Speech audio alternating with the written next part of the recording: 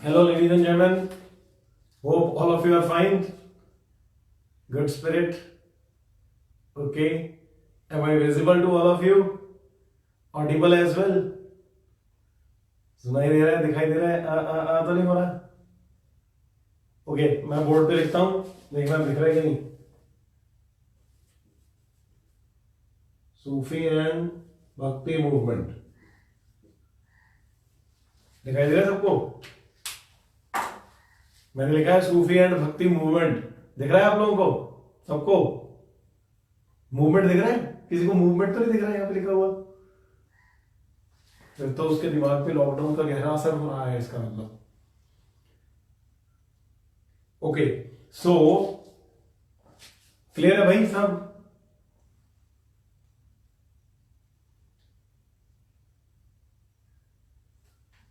दिख रहा है? ओके, सो कई लोग लिखते हैं सर कैमरा अलाइनमेंट ठीक कर लीजिए. भाई देखो, मैं इतना बड़ा टेक्नीशियन नहीं हूं. अभी घर में अकेला हूं, क्लासेस ले रहा हूं, कोई हेल्पर साथ में ऐसा कोई टेक्निकल है नहीं, टीम है नहीं, कुछ नहीं है. तो थोड़ा बहुत अगर कुछ हो जाए तो एडजस्ट कर लिया करो. हम भी पूरा संघर्ष कर रहे हैं तूफानों में ये दिया जलाए रखने के लिए, और जल्दी तूफान बीत जाएंगे और हम रहेंगे. तो आज का हमारा टॉपिक जो है वही भक्ति सूफी मूवमेंट को हम आगे बढ़ाएंगे. कल हमने देखा हम लगभग 17वीं सेंचुरी तक आ गए थे भक्ति मूवमेंट को लेके. सारा एवोल्यूशन हमने समझा. अभी कईयों के माइंड में पड़ा हुआ कि उस समय वेदांतिज्म में, वैष्णविज्म में तो ये सब हो गया, शैविज्म में क्या हो रहा था? अभी उससे आगे हमने बढ़ना है. अभी महाराष्ट्र जाना है, अभी भक्ति मूवमेंट को लेके बंगाल जाना है और गुजरात जाना है. ठीक है, तो मैं आज पहले शैविज्म को साथ में मिला देता हूं. अगले लेक्चर में हम भक्ति मूवमेंट इन गुजरात, भक्ति मूवमेंट इन महाराष्ट्र एंड भक्ति मूवमेंट इन बंगाल देखेंगे. ठीक है, पहले हम दोनों को इकट्ठे इकट्ठे खड़ा कर देते हैं साथ मिला के. डन. तो आई थिंक लंच वंच कर लिया सबने और नींद आ रही होगी अच्छी खासी. अभी मैं सबको सुला देता हूं अच्छे से, लोरी जैसा लेक्चर देके आपको भक्ति मूवमेंट का. ठीक है, तो घर वाले देख रहे हैं, सोना नहीं. Okay, so today will be doing Shaivism. जो भक्ति का शैविज्म वाला पार्ट है उसको देखेंगे. उसमें क्या हो रहा था. देखो, मैं फ्लो में चलता हूं.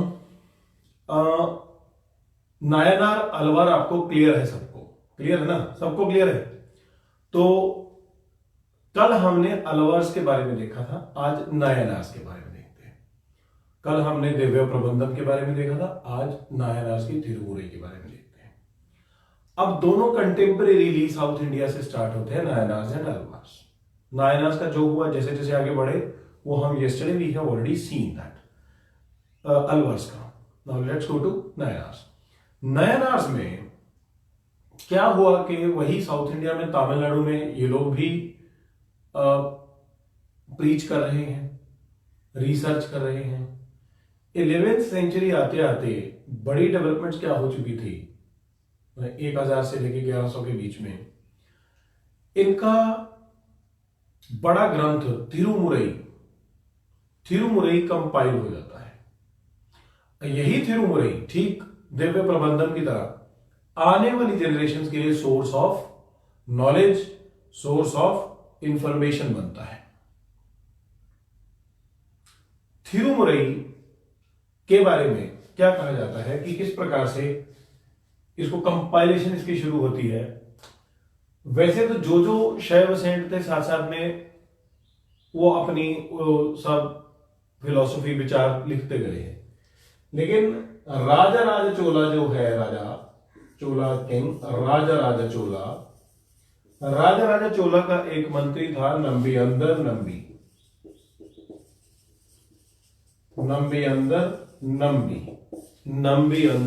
नंबी. तो इसने टीचिंग्स को ऑफिशियली कंपाइल कराना शुरू किया. और थिरुमुरई जो है वो बन के तैयार होती है 11वीं सेंचुरी तक थिरुमुरई, जो कि इनका नोबल वर्क है, थिरुमुरई के बारे में हम ये कह सकते हैं कि it contains the works of 63 Nayanar saints, 63 Nayanar saints in 12 volumes. 63 Nayanar संतों के सारे लिटरेरी वर्क्स को 12 वॉल्यूम्स में, 12 वॉल्यूम्स में कंपाइल किया गया है। इस वर्क को कहते हैं थिरुमुरई। इसमें एक तगड़ा कंफ्यूजन आ जाता है, उसको यहीं पे दूर कर लो कि वॉल्यूम नंबर 4, 5, 6 जो है, 4, 5, 6 जो है, उसे कहते हैं तेवरम या थेवरम। तेवरम या थेवरम, तमिलनाडु में शहर भी है इस नाम का। तो आपको सवाल सीधा आएगा कि तेवरम क्या है। प्रीलिम्स में क्या क्वेश्चन आएगा, what is Tevaram? Tevaram is a literary text belonging to Nayanar bhakti. Is it clear? तो आपको ये लिख देना, ये क्वेश्चन आई थिंक आया भी है। और थिरुमुरई पूरे के पूरे, सारे के सारे 12 वॉल्यूम्स हैं। इन 12 लिखा हुआ था, मैं ठीक कर देता हूं। 12 वॉल्यूम्स हैं। 12 वॉल्यूम्स में से 4, 5, 6 जो है उसको तेवरम कहते हैं। ये डन हो गया। ये था सीन सारा का सारा तमिलनाडु का। अब तमिलनाडु में ये प्रचलित है, तो शिव की भक्ति या शिव से रिलेटेड होली प्लेसेस या अमरनाथ तो उस समय ही इजाद नहीं हुआ, वो तो पहले से ही चलता है, तो इसने फैलना तो था ही। अब देखिए किस प्रकार से एक लहर उठती है कर्नाटका में, और कर्नाटका में जो लहर उठती है उसको सपोर्ट करते हैं नायनार्स। यहां तक क्लियर हो गया सारा, कोई डाउट तो नहीं है? अब आगे बढ़ते हैं।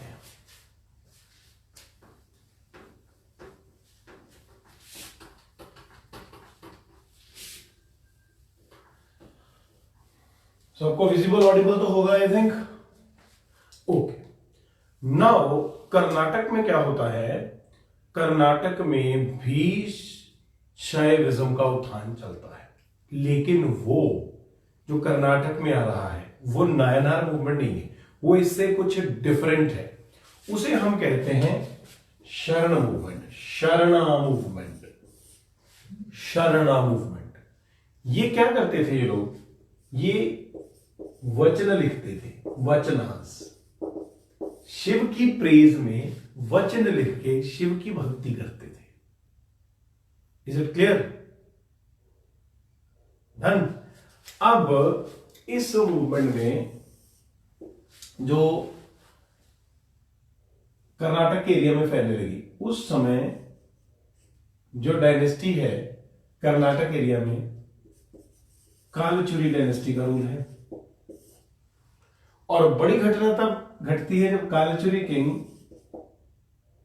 बीजला सेकंड का जो पीएम है, इसका जो पीएम है, महामंत्री है, उसका नाम है बासवा। हाँ, अब जाके वो सही, बहुत अच्छा पकड़ ले। बासवा जो है वो खुद डिवोटेड है टू शिव भक्ति। तो बासवा एक महामंत्री होते हुए वचन लिखने शुरू करता है। वो वचन लिखने वालों को पेट्रोनाइज करना शुरू करता है और वो सबको एनकरेज करता है। और सबसे पहले शरण मूवमेंट शुरू करने वाले जो हैं उनको अपना लिटरेरी फादर और गुरु मानता है। शरण मूवमेंट शुरू करने वाले हैं मादरा चेन्नैया। मादरा चेन्नैया, मादरा चेन्नैया को महामंत्री बासवा क्या मानता है कि ये तो मेरे गुरु हैं। और बाद में जाके बासवा ना खुद लिखते हैं कि Madara Chennayya was my literary father. अब किस प्रकार की बसवा की आइडियोलॉजी है, महामंत्री बसवा जो है, ये आपने लिख लिया। कालचुरी डायनेस्टी कहां पे हो रहा है? ये सब कर्नाटका में, तमिलनाडु से निकल के कर्नाटका आ जाइए। अभी ये सब कर्नाटका में हो रहा है। डन।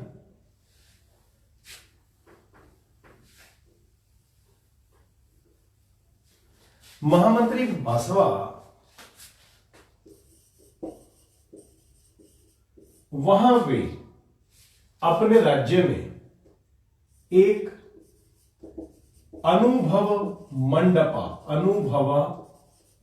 मंडपा नाम की चीज बनाते हैं। अनुभवा मंडपा ठीक अकबर के इबादत खाने से मिलता जुलता है। जिस प्रकार से अकबर के इबादत खाना में अलग अलग धर्मों के लोग बुलाए जाते थे, वो इंटेलेक्चुअल डिस्कशंस करते थे, उसी तरह से यहां पे भी वैसा ही कुछ है। लेकिन देखा जाए तो बसवा अन्ना का ये अनुभव मंडप अकबर से 4 कदम आगे है। वो कैसे? वहां तो बुलाए जाते थे, यहां एवरीबडी वॉज वेलकम। कोई भी किसी भी जाति का, मेल फीमेल, किसी दूसरे धर्म का, इवन एवरीबडी वॉज वेलकम। कोई भी अपने स्पिरिचुअल क्वेश्चंस के आंसर्स को खोजने के लिए, विचार रखने के लिए किसी भी समय बसवा अन्ना के अनुभव मंडप में पहुंच सकता था। अब इस अनुभव मंडप से पैदा होके आती है बसवा अन्ना की फिलॉसफी। वो फिलॉसफी क्या है? जिस प्रकार से हमने देखा कि रिफॉर्मर्स लड़ रहे हैं बुराई से, सुपरस्टिशन से, हम देख रहे हैं उस जमाने में भी कबीर आइडल वर्शिप से लड़ रहे हैं कि idol worship was the source of superstition. बाद में आके देखते हैं दयानंद सरस्वती भी आइडल वर्शिप से लड़ रहे हैं, राजा राम मोहन राय भी लड़ रहे हैं। तो ये लड़ाई बहुत लंबी है, डिसकॉन्टिन्यूटीज आई, उस वजह से लड़ाई और लंबी हो गई। माने भारत का सोशल रिफॉर्म और पॉलिटिकल रिफॉर्म, हम सिर्फ पॉलिटिकल रिफॉर्म देखते हैं, भारत का सोशल रिफॉर्म का प्रोसेस अभी पूरा ही नहीं हुआ है, अभी तो चल रहा है, मॉडर्न पीरियड में भी चल रहा है। अभी आप देखते हैं किस प्रकार के कैसे कैसे एक्ट्स पास होते हैं। कितना अच्छा एक्ट पास हुआ जो ट्रांसजेंडर्स के हक में हुआ। इक्वालिटी की डेफिनेशन किस प्रकार से बदलती जा रही है। कोई जमाने में इक्वालिटी का मतलब धर्म की इक्वालिटी से आया तो सेक्युलरिज्म बना, उसके बाद में चलो धर्मों में हम मानना शुरू हो गए, जाति की इक्वालिटी से आया तो कास्ट सिस्टम के ऊपर क्वेश्चन आया, उसके बाद में जेंडर के ऊपर सवाल आया कि भैया लेडीज को, फीमेल्स को आप मेल्स के बराबर समझिए, तो वो बात हमें समझ में आई। उसके बाद इक्वालिटी किस प्रकार से चेंज होता जा रहा है, कि चेंज नहीं होता जा रहा, फैलता जा रहा है, इनहांस होता जा रहा है, एक्सपांसिव होता जा रहा है। वो कैसे? अभी ट्रांसजेंडर की इक्वालिटी की बात हो रही है, ना सिर्फ विमेन की। अभी पहले सिर्फ और सिर्फ जाति की इक्वालिटी की बात हुई, अभी मैनुअल स्कैवेंजिंग को बैन करने की बात। क्यों? क्योंकि मैनुअल स्कैवेंजिंग किसी भी जाति का हो, वो दूसरे का कूड़ा हाथ से क्यों निकालेगा? अब वो भी एक इक्वालिटी है। सौगम्य भारत, सौगम्य भारत जो है कि जो डिफरेंटली एबल्ड पीपल हैं, जो उनकी इक्वालिटी की बात हो रही है। हर जगह आप देखते हैं सीढ़ी के साथ रैंप बनाया जा रहा है, ऐसी इक्वालिटी, और साथ साथ में इक्वल अपॉर्चुनिटी ऑल्सो। अगर कोई सीढ़ी से जल्दी जल्दी चढ़ सकता है तो इक्वल अपॉर्चुनिटी तब होगी जब दूसरे के चढ़ने के लिए सामने रैंप भी, फिर भी उतनी इक्वल नहीं होगी, लेकिन ये एक स्टेप है। उसी तरह से हम आज भी इस प्रोसेस में हैं, आगे भी लगे रहेंगे। सिर्फ हम नहीं, पूरी दुनिया लगी हुई है। कोई कम थे, उन्होंने जल्दी अचीव कर लिया। हमारा परिवार थोड़ा बड़ा है तो हम थोड़ा देर से अचीव कर रहे हैं, लेकिन अचीव करेंगे जरूर। तो उस प्रकार से बसवा अन्ना उस समय अनुभव मंडप बना के क्या कर रहे हैं, वहां पे अलग जाति के लोग आओ, जेंडर का कोई परवाह नहीं है, जाति का कोई परवाह नहीं है, और यहां पे एक फाउंडेशन बनना शुरू हो गया अन्ना की फिलॉसफी का। और ये फाउंडेशन जो है अल्टीमेटली वही चीजें, माने नो कास्ट डिस्क्रिमिनेशन, कास्ट के नाम पे किसी के साथ डिस्क्रिमिनेशन नहीं होना चाहिए। जेंडर इक्वालिटी, क्या बात है, किस जमाने में बात कही जा रही है, जेंडर इक्वालिटी। और यहां तक कि सुपरस्टिशंस को लेके तो इतना खंडन कर दिया। बसवा कहते हैं कि आपको मंदिर जाने की जरूरत ही नहीं है, यहां तक कि एक वचन में उन्होंने यहां तक लिख दिया कि अमीर आदमी तो मंदिर बना लेगा, मैं गरीब क्या मंदिर बनाऊंगा। फिर वो कहते हैं मेरा शरीर एक मंदिर है, मेरी जो लेग्स हैं वो इसके मीनार हैं, मेरा जो धड़ है वो श्राइन है, मेरा जो सिर है वो किपोला है। तो वो उन्होंने खुद के शरीर को ही मंदिर बोल डाला। तो सुपरस्टिशंस में तो यहां तक उन्होंने बोला कि सेक्रेड थ्रेड जनेऊ पहनना तक भी एक सुपरस्टिशन है। अब उसको भी छोड़ दीजिए, अब मंदिर में जाके आपको पूजा करने की जरूरत नहीं है। और यहां अन्ना एक डिफरेंट कलर से लिखता हूं, एक नई चीज देते हैं, वो है इष्टलिंगा। बस अपने घर में बैठ के चाहे इसको धारण करके कहीं भी बैठ के शिव भगवान को याद कर लो, वो प्रसन्न हो जाएंगे। इष्टलिंग क्या है? इष्टलिंग एक नेकलेस है, necklace with the picture of Lord Shiva. इस इष्टलिंगा से symbol of Lord Shiva, picture में सिंबल जैसे शिवलिंग होता है, इस इष्टलिंग जो है सीधा जाके बासवा की आइडियोलॉजी से जा मिलता है, और वो आइडियोलॉजी आगे एक मूवमेंट बनती है, जिस मूवमेंट को कहते हैं लिंगायतिज्म। Is it clear? मजेदार, समझ में आया कि नहीं? सदी कौन सी है? 12th century. और उस समय क्या बातें हो रही हैं देखिए। तो अभी हमें कहना ये क्या ठीक है कि भारत को वेस्ट से सीखना चाहिए? वेस्ट ने तो हमसे सीखा है, सब कुछ वेस्ट से नहीं सीखना चाहिए, उन्होंने तो हमसे सीखा है। तो हम अपनी कल्चरल हिस्ट्री को, अपने कल्चर को, अपनी हिस्ट्री को ही सही से पढ़ जाए तो हम अपनी इकोनॉमी कैसे चलाते थे? जब हम चलाते थे तब भी हम सोने की चिड़िया थे। कुछ गलतियां हुई, वो गलती दोबारा हमने नहीं होने दी। जो गलती हुई औरंगजेब के टूटने के, मरने के बाद, जो अंग्रेज कैसे हमें गुलाम बना गए, वो गलती दोबारा नहीं होने दी गई जब देश आजाद हुआ। इसीलिए 565 रियासतें भारत में मिला ली गई। तो अनुभव मंडप तक ये सारा क्लियर हो गया आपको। मैं फिर से बोलता हूं, अभी तक मैं रिपीट करा देता हूं। नायनार वहां पे थे राजराज चोला के समय, नंबी अंतर नंबी ने कंपाइल कराना शुरू किया 12 वॉल्यूम में 63 नायनार संतों की वाणी को उनको कंपाइल किया गया और उसे नाम दिया गया थिरुमुरई। 4, 5, 6 नंबर वॉल्यूम जो है उसे कहा जाता है थेवरम। यहां से नायनार का इन्फ्लुएंस जो है सारी शिव की भक्ति पूरे देश में थी। कर्नाटक में अपनी तरह की एक मूवमेंट शुरू होगी जिसे कहा गया शरण मूवमेंट। शरण मूवमेंट में वचन लिख के भगवान शिव की उपासना की जाती थी, और माता चेन्नैया जो है सबसे पहले ये काम करना शुरू करते हैं।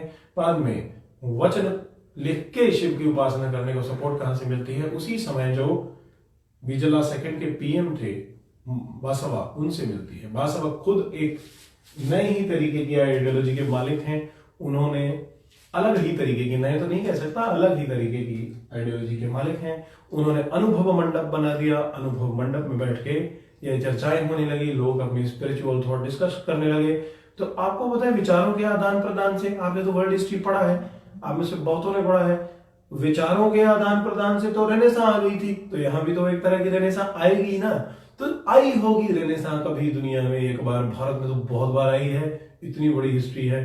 तो ये भी उसमें हम ऐड कर सकते हैं कि विचारों के आदान प्रदान से ऐसा होता है। भक्ति सूफी मूवमेंट, और उस भक्ति मूवमेंट में आगे वासवन्ना जैसे लोग, कबीर जैसे लोग, गुरु नानक देव जी जैसे लोग जो हैं, वो एक एग्जाम्पल्स हैं यहाँ पे कि हमारा कल्चर क्या है।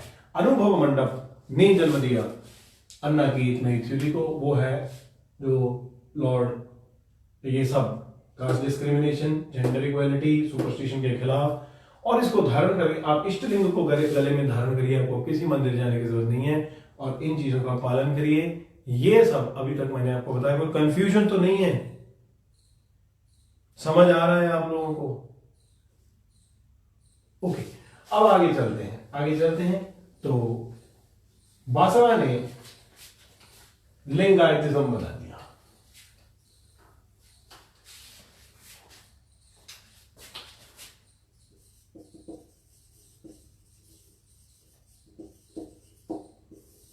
लिंगायतिज्म बना दिया। ये क्या, इसकी आइडियोलॉजी क्या होगी? सेम जो बसवा की थी, जो मैंने आपको बताई, इष्ट लिंग को धारण करें, कास्ट के नाम पे डिस्क्रिमिनेट ना करें, जेंडर के नाम पे डिस्क्रिमिनेट ना करें, मंदिर जाके पूजा करने की कोई जरूरत आपको नहीं है, आपको सेक्रेट थ्रेड तक धारण करने की जरूरत, उसको धारण करने की जरूरत नहीं है। तो इसके नाम को पहले लेते हैं, लिंगायतिज्म। यहां लिंग से क्या मतलब है? सिंबल ऑफ शिव, जिसे हम कहते हैं Shivalinga, symbol of Shiva. Here it is believed that symbol of Shiva is everything. You don't need to do any other worship. ये बनता है लिंगायतिज्म। अब इनके 5 मेन आचार्य हुए हैं। फाउंडर कौन हो गए? बासवा। उसके बाद 5 मेन आचार्य, जिन्हें कहा जाता है पंचाचार्य, 5 मेन प्रीचर्स। पहले हो गए रेणुकाचार्य,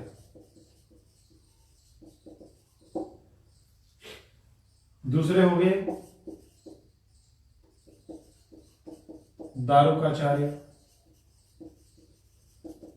रेणुकाचार्य, दारुकाचार्य। हाँ जी, दिखाई दे रहा है आपको वहां पे?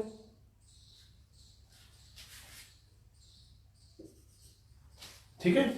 फिर तीसरे हो गए एकोरामा, फर्स्ट, सेकंड, थर्ड। चौथे हो गए पंडित आराध्य, और 5वें हो गए विश्वेश्वरैया। घबराइए नहीं, इनकी डिटेल्स आपको नहीं पढ़नी है, सिर्फ नाम याद रखिए कि लिंगायत के पंचाचार्य क्या है। पंचाचार्य कौन कौन है? रेणुकाचार्य, दारुकाचार्य, एकोरामा, पंडित आराध्य और विश्वेश्वरैया। देखिए, इसमें से विश्वेश्वरैया आपको याद हो गया। रेणुकाचार्य भी आपको याद हो गया, आपका माइंड कहीं से भी पकड़ लेगा, ये भी आपको याद हो गया। पक्की बात है, याद हो गया आपको। ठीक है, रिस्पेक्टिवली नाम लिया। दारुकाचार्य, ये भी आपको याद हो गया। एकोरामा और पंडित आराध्य छोड़ दीजिए आप, वैसे तो पंडित आराध्य ये भी याद ही हो गया। एकोरामा को छोड़ दीजिए, एकोरामा आपको याद नहीं करना। ठीक है, एकोरामा याद नहीं करना। कौन सा नहीं याद करना? एकोरामा याद नहीं करना। ढंग। तो इस प्रकार से पंचाचार्य हो गए। यहीं पे साथ ही में कर दो कि इनकी सेक्रेड बुक कौन सी है। Sacred book of Lingayatism is Siddhanta शिखामणि।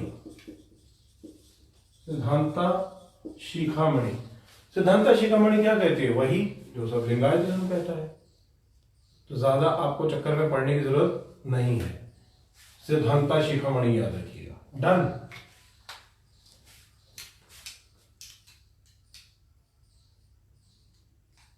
अब यहां एक कॉन्सेप्ट और आता है, वो थोड़ा ज्यादा इंटरेस्टिंग है, ये आप कर लीजिए, नोट कर लीजिए।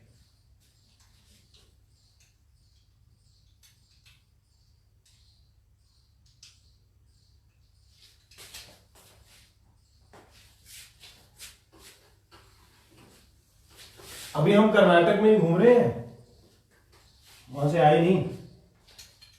यहां एक कॉन्सेप्ट और जो आता है कि लिंगायतिज्म को, जो लिंगायत्स हैं, इनके फॉलोअर क्या हो गए? लिंगायत्स। इनको एक और नाम से जाना जाता है, वो नाम है वीरशैवाज। वीरशैव क्यों कहा जाता है इनको? आर्डेंट मतलब strict and heroic followers of Shiva.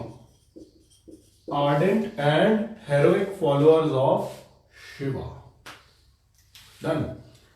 अब क्यों इन्हें ऐसे कहा गया? इसलिए कहा जाता है कि they made the Jainas to follow Shiva. अब जरूरी नहीं है कि इन्होंने लड़के किया ये सब, ऐसा कुछ नहीं है। मैंने उनमें से बहुत सारे कन्विंस हो गए कि शिव की भक्ति भी हो सकती है, तो इन लोगों को इसलिए नाम मिला वीर शिवा। और याद रखिएगा कि जो वीर शैवाज हैं या लिंगायत्स हैं, ठीक है वो एंटी जैन्स हैं, they are anti Jains, but they are anti Brahmins also. ये ब्राह्मणिकल ऑर्थोडॉक्सी के भी खिलाफ है। ब्राह्मणिकल ऑर्थोडॉक्सी तो कहती है आइडल वर्शिप करिए, लिंगायतिज्म कहता है नहीं करनी। तो ये इसके भी खिलाफ है, इसके भी खिलाफ। इसको आप कम्युनल कलर मत दीजिएगा अपने थॉट में, इसको कम्युनल कलर मत दीजिएगा कि पता नहीं है तो जैन के खिलाफ है, there is something Jain versus Hindu. No, they are against any kind of superstition in Jainism और ब्राह्मणिज्म। नाउ आगे चलते हैं।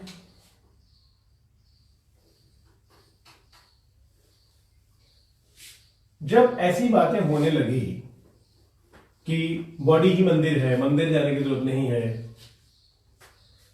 तो even the king whose PM was Basava, he opposed it कि मैं आपको पैट्रोनाइज नहीं करूंगा और आप तो धर्म के खिलाफ बातें कर रहे हो। Ultimately you know what happened, clashes होने शुरू हो गए between Veera Shaivas and the king. And in 1168 AD, 1168 AD, that king was killed by Veera Shaivas. Veera Shaivas ने ही उस किंग को मारा। ये जो शरणा मूवमेंट है, ये जो लिंगायत मूवमेंट है, it had full support of Nayanars, but they are not actual Nayanars. Nayanars की, तमिलनाडु के शैवों की पूरी सपोर्ट इसको मिली, बट एक्चुअली ये नायनारिज्म नहीं है। नाउ उसके बाद विजयनगर एम्पायर ने इनको बहुत पेट्रोनाइज किया, but with the rise of Islamic rule in India, जैसे भक्ति मूवमेंट ने दूसरी जगह सफर किया, यहां भी सफर हुए। राइज ऑफ बहमानी किंगडम होता है, उसके बाद वो टूट जाते हैं, बैटल ऑफ तलैकोटा होती है, फिर अलग अलग छोटी छोटी मुस्लिम किंगडम्स बनती हैं और वो इनको पैट्रोनाइज नहीं करती हैं। लिंगायत्स का आज का स्टेटस आज क्या है? आज की डेट में भी ये बहस एक चल रही है कि क्या वीर शैवाज और लिंगायत एक ही हैं? और आज की डेट में ये बहस एक पॉलिटिकल बहस बन चुकी है, जिसमें कुछ पार्टियां कहती हैं कि Lingayats are different from Veera Shaivas, जबकि कुछ पार्टियां कहती हैं कि Veera Shaivas and Lingayats are same, और you can say Veera Shaivas are part of Lingayats. Gauri Lankesh, वैसे उनकी हत्या हुई थी 2017 में, गौरी लंकेश ने इसको इंटरप्रेट किया था। उन्होंने कहा कि लिंगायत तो वो हैं, गौरी लंकेश एक पत्रकार थी, बेंगलुरु में ही उनकी हत्या हुई थी, और डेफिनेटली ये कारण नहीं तो कुछ और होगा मे भी। लिंगायत जो हैं, वीर शैव ने, जो गौरी लंकेश ने इंटरप्रिटेशन दिया है कि लिंगायत जो है वो लोग हैं जो बासवा की टीचिंग्स को मानते हैं, लेकिन वीर शैवाज जो है वो तो उससे पहले वैदिक, बासवा के आने से पहले जो वैदिक स्टाइल है या old style of worship of Shiva है वो उसको मानते हैं। Hence Veera Shaivas are different from Lingayats. आज पार्टियां भी आपस में बढ़ चुकी हैं और बार बार ये डिमांड उठती है कि लिंगायत्स जो हैं उनको अलग कंसिडर करके एक रिलीजियस माइनॉरिटी का दर्जा इस देश में दिया जाए। ये कहानी लिंगायतिज्म की है। यहां तक सब क्लियर हो गया आप लोगों को? यहां तक कि जो सिद्धांता शिखामणि है जो हमने बुक देखी, उसमें भी ऐसा लिखा हुआ है कि लिंगायतिज्म ऑल्दो बसवा ने उसको फाउंड किया है, बट उसकी वैल्यूज जो हैं वो बसवा के आने से पहले भी एग्जिस्ट करती थी, जिनके ट्रेसेस हमें जिनके ट्रेसेस हमें वेदास में भी मिलते हैं और उपनिषद्स में भी मिलते हैं। डन, ये लिंगायतिज्म था। अब कर्नाटक से ऊपर महाराष्ट्र चलते हैं। यहां तक सब क्लियर है ना? समझ में आ रहा है? मैं फालतू जोर लगा रहा हूं ऐसे ही? समझ आ रहा है? ऐसे तो नहीं जोर लगा रहा, दिख रहा हूं, आवाज समझ आ रही है कि मोनोलॉग है, अकेले पागल की तरह बोली जा रहा। Shall we proceed? ओके, अब महाराष्ट्र चलते हैं। Now you will get something. Video stop होगी? नहीं चल रही है?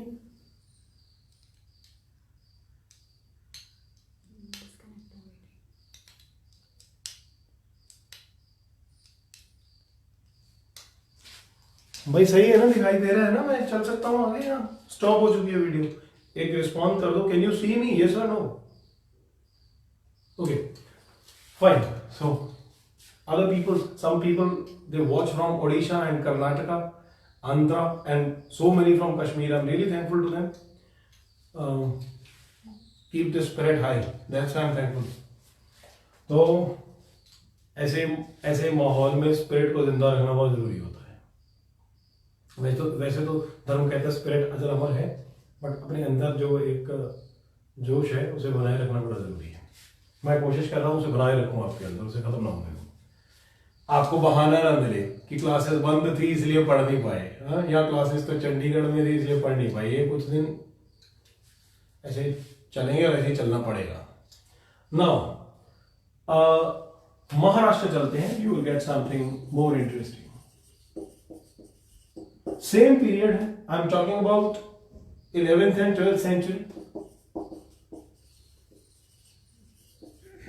सीई लिख लो, एडी लिख लो, चलेगा, उस चक्कर में ही पढ़ना। यहां पे क्या है, महाराष्ट्र में अहमदनगर जिले में, अहमदनगर फेमस शहर है महाराष्ट्र का, अहमदनगर। महाराष्ट्र से कोई देख रहा होगा तो वो भी ज्यादा जोर डाले इसके ऊपर कि why it is famous. It is famous because Ahmednagar fort prison में बैठ के जवाहरलाल नेहरू जी ने डिस्कवरी ऑफ इंडिया लिखी थी। अहमदनगर में ही भारत का आर्मर्ड ट्रेनिंग स्कूल भी है, इंडियन आर्मी का। टैंक से लड़ाई कैसे करी जाती है, ये स्कूल अहमदनगर में है।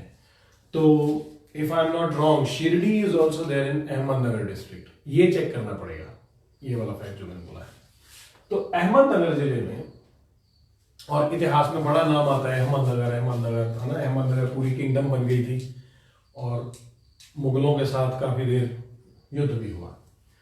अहमदनगर जिले में, महाराष्ट्र के अहमदनगर जिले में क्या होता है, नाथ मूवमेंट शुरू होती है। नाथ कौन है? अब नाथ भी शिव के ही भक्त हैं। मतलब जो नायनार है, थोड़ा ऊपर है, लिंगायत हो गए, महाराष्ट्र में आए नाथ हो गए। नाथ जो है, पहले नाथ मत्स्येंद्र नाथ है। मत्स्येंद्र नाथ, उसी समय मत्स्येंद्र नाथ के चेले जो हैं वो 9 है, 9। इनको नवनाथ, या थोड़ा सा प्राकृत में आ जाइए, संस्कृत हिंदी से निकल के नवनाथ भी कहा जाता है। नवनाथ या नवनाथ, इन नवनाथ में से एक हैं, इन नवनाथ में से एक बहुत फेमस, उनका नाम है गोरखनाथ। बाबा गोरखनाथ को देश के हर हिस्से के लोग जानते हैं, चाहे वो पंजाब के हो, चाहे उत्तर प्रदेश के हो, चाहे महाराष्ट्र के हो, चाहे वो कहीं के भी हो, चाहे गुजरात के हो। बाबा गोरखनाथ को जानते हैं, राजस्थान वाले भी जानते हैं। ऐसा क्या हुआ कि क्यों जानते हैं? गोरखपुर पूरा शहर है हमारे पास, गोरखपुर यूपी में इनके नाम से। देखिए, नवनाथ में से गोरखनाथ बहुत घूमे, उन्होंने बहुत ट्रेवल किया, बड़ी जगह पे बड़ी बड़ी देर तक रुके, लंबे समय तक अपनी वाणी लोगों को प्रीच की, अपनी नॉलेज दी, और लोग अलग अलग हिस्सों में उनके फॉलोअर्स बने। इसीलिए पंजाब में भी हैं, इसीलिए यूपी में भी है। और नाम को देखिए आप, गोरख, गो की रक्षा, गो की रक्षा से भी रिलेट हो गया सीधा, तो और ज्यादा हिंदू आस्था इससे जुड़ गई और ये जो स्कूल है और बड़ा हो गया। लिंगायतिज्म कर्नाटक में आया, महाराष्ट्र से शुरू हुआ जो नाथिज्म, उसको पूरे भारत में शैविज्म को फैला दिया नाथपंथी मूवमेंट बना के बाबा गोरखनाथ ने। अब ये पंजाब, उत्तर प्रदेश, सब जगह फैल गई। ये कंट्रीब्यूशन है गोरखनाथ जी की। ये कब हुआ? 12th एंड 13th सेंचुरी में हुआ। कश्मीर में उसी समय 1148-49 सीई में, इसी समय मैंने 12th सेंचुरी में ही कश्मीर में कलहण ने राज तरंगिणी नाम की किताब लिखी और उसमें कलहण ने पूरा शैविज्म का जिक्र किया, जिसको बाद में अटल बिहारी वाजपेयी जी ने अपनी एक कविता उनकी है जम्मू की पुकार, उसमें उन्होंने कलहण का जिक्र भी किया है कि शंकर का मठ कलहण का काव्य बुलाता आओ, आओ खंडित भारत के वासी आओ, कश्मीर बुलाता त्याग उदासी आओ।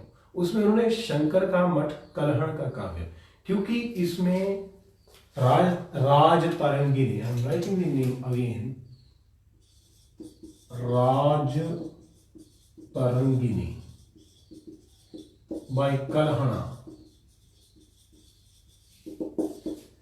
इस समय तो कश्मीर में भी शैविज्म है, बाबा गोरखनाथ ने रेस्ट ऑफ इंडिया में पहुंचा दिया। कर्नाटक में लिंगायतिज्म है, आंध्र में लिंगायतिज्म पहुंचा और साउथ में नायनार मूवमेंट थी ही तमिलनाडु में। तो इस प्रकार से शैविज्म भी पूरे भारत में फैल गया। इस्लामिक रूल आया तो जिस तरह से वैष्णविज्म के ऊपर उसका असर दिखा, उसी तरह से शैविज्म के ऊपर भी दिखा। अब अगले लेक्चर में, नेक्स्ट लेक्चर में हम भक्ति मूवमेंट इन बंगाल, भक्ति movement in Maharashtra and Gujarat, इसको सेपरेटली पढ़ेंगे। I hope all of you enjoyed and all of you understood the lecture also. कल सैटरडे है तो कल हमारा नॉर्मल शेड्यूल नहीं होगा। कल 3:30 बजे हम international relations and current affairs के साथ मिलेंगे 3:30 बजे, और परसों भी। एंड वो जो खबर चल रही थी कि पंजाब में कर्फ्यू एक्सटेंड हो गया है, आई थिंक वो फेक थी। अभी तो एक्सटेंड का ऐसा कुछ पता नहीं है, बाकी आप लोग पता कर लेना। एक्सटेंड होगा तो हम इसी मोड से कंटिन्यू करेंगे, नहीं तो 1-2 दिन का समय लेके अगर मिल सकते हुए तो जरूर मिलेंगे, नहीं तो जब मिल सकते हुए तब हम क्लासरूम में मिलेंगे। ये भी हमारा क्लासरूम ही है। Till then take care of yourself, your family and everything. Keep studying. ये मौका मिला है आपको, खूब पढ़ाई करो, ये नॉलेज एनहेंसमेंट का टाइम है। सारा रिवीजन कर लो और सारा दिन आपके पास होता है। और देखो कितना आपको सरकार ने हेल्प कर दिया कि आप बाहर जा ही नहीं सकते, है ना। तो इसको यूज करो, utilise it for your benefit. Thank you very much. God bless all of you. See you tomorrow at 3:30 with IR and current affairs. God bless you.